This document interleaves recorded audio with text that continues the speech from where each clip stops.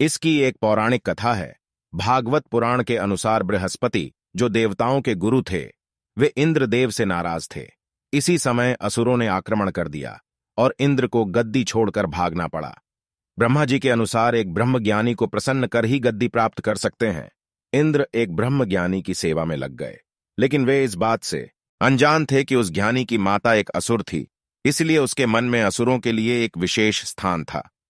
इंद्र द्वारा अर्पित की गई सारी सामग्री जो देवताओं को चढ़ाई जाती है, वह ज्ञानी उसे असुरों को चढ़ा रहा था। इससे उनकी सारी सेवा भंग हो रही थी।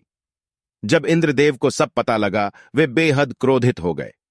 इंद्र ने ब्रह्मज्ञानी की हत्या कर डाली। इंद्र पर ब्रह्म हत्या का पाप आ गया। ये पाप असुर रूप में इंद्र का पीछा करने लगा। इंद्र ने खुद को एक फूल के अंदर छुपाया। भगवान विष्णु की तपस्या की। भगवान विष्णु ने इंद्र को बचा तो लिया, लेकिन उनके ऊपर लगे पाप की मुक्ति के लिए एक सुझाव भी दिया। इंद्र को पेड़, जल, भूमि और स्त्री को अपने पाप का थोड़ा थोड़ा अंश देना था। उन्होंने बदले में इन्हें एक वरदान देने को कहा। पेड़ पाप का 1/4 हिस्सा लिया। बदले में वरदान के अनुसार पेड़ चाहे तो स्वयं अपने आप को जीवित कर सकता है। जल को पाप का हिस्सा लेने पर इंद्र ने उसे अन्य वस्तुओं को पवित्र करने की शक्ति प्रदान की। आज भी जल को पवित्र मानते हुए पूजा पाठ में इस्तेमाल किया जाता है। तीसरा पाप भूमि को दिया और वरदान दिया कि उस पर आई कोई भी चोट हमेशा भर जाएगी।